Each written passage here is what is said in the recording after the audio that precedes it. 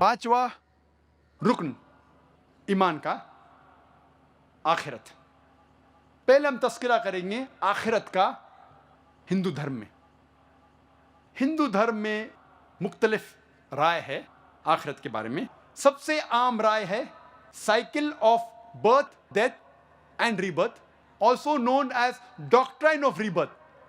हिंदी में कहते हैं पुनर्जन्म, संस्कृत में कहते हैं समसारा, इंग्लिश में इसे कहते हैं ट्रांसमाइग्रेशन ऑफ सोल, भी इसे कहते हैं doctrine of rebirth, transmigration of soul and also reincarnation theory.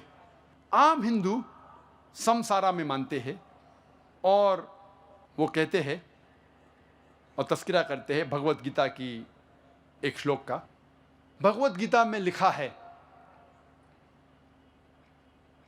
पाठ नंबर 2 में, श्लोका नंबर 22 में, जिस तरीके से इंसान अपने पुराने कपड़े निकालता है और नए कपड़े पहनता है, उसी तरीके से आत्मा पुराने जिस्म को छोड़ के नए जिस्म में जाती है।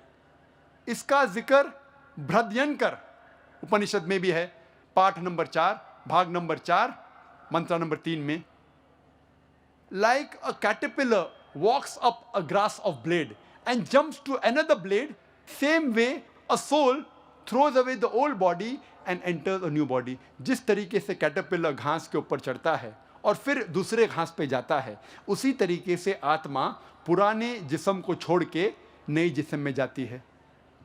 आम हिंदू समझता है समसारा के बारे में, इंसान पैदा होता है फिर मरता है, फिर पैदा होता है फिर मरता है, फिर पैदा होता है फिर मरता है। ये साइकिल है बर्थ, डेथ और रिबर्थ की। लेकिन इसका जिक्र कहीं भी वेद में नहीं है, कहीं भी नहीं है। वेद में पुनर्जन्म का जिक्र है।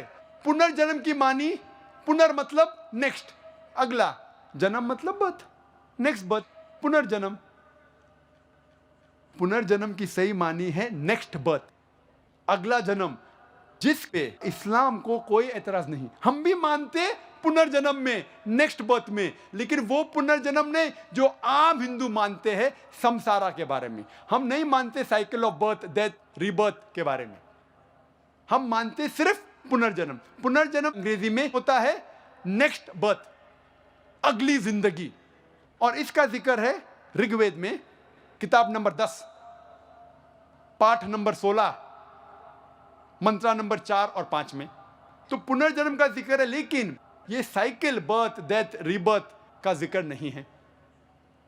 तो जब हम वेद पढ़ते हैं हमें पता चलता है कि वेद में लिखा है कि और एक जिंदगी है, और अगर आप इस जिंदगी में सफल होंगे, अगर इस जिंदगी में सफल होंगे तो आप जाएंगे स्वर्ग में। स्वर्ग का जिक्र है एक अमन की जगह, एक सलामती की जगह, जिसके नीचे बहेंगी दूध की नदियाँ, शहद की नदियाँ, वहाँ फल होंगे और अमन होगा। अगर आप इस दुनिया में सफलता नहीं पाते तो आप जाते हैं नरक में। नरक एक सजा की जगह है जिसका अक्सर जिक्र है वेद में आग जैसा। अब हम तस्करा करेंगे आखिरत का जिक्र इस्लाम में। अल्लाह ताला फरमाते सूरह बकरा में, सूरह नंबर 2 आयत नंबर 28 में, क्या आप अल्लाह में नहीं ईमान लाएंगे ये जानने के बाद कि अल्लाह ने आपको जिंदगी दी, फिर मौत दी और फिर से जिंदगी दी। अल्लाह ताला फरमाते सूरह मुल्क में, सूरह नंबर 67 आयत नंबर 2 में, अल्लज़ी खलक़ल मौत वल हयाता, अल्लाह ने मौत और जिंदगी बनाई ताकि इंसानों को पहचान सके, ताकि इंसानों का इम्तिहान ले सके। This life is a test for the hereafter. ये जिंदगी इम्तिहान है। अगर हम जिंदगी में सफल होते तो हम जाते हैं जन्नत में, और जन्नत का तस्करा है कुरान और सही हदीस में। अमन की जगह, सलामती की जगह, जिसके नीचे दूध की नदियाँ बहती है, शहद की नदियाँ बहती है, फल है कई किस्म के, खजूर है, अनार है। अल्हम्दुलिल्लाह जिस अनार को हम जानते वैसे अनार ने करोड़ों गुना बेहतर फल, अल्हम्दुलिल्लाह। और अगर हम सफलता नहीं पाते इस दुनिया में, हम जाएंगे जहन्नम में। जहन्नम एक सजा की जगह है जिसका अक्सर जिक्र कुरान मजीद में आग के साथ, और कहा गया कुरान मजीद में जिसका ईंधन होगा पत्थर और इंसान। तो जब हम तहकीक करते हैं हिंदू धर्म की किताबों का और मज़हब इस्लाम की किताबों का, हमें पता लगता है कि दोनों में आखिरत का जिक्र है।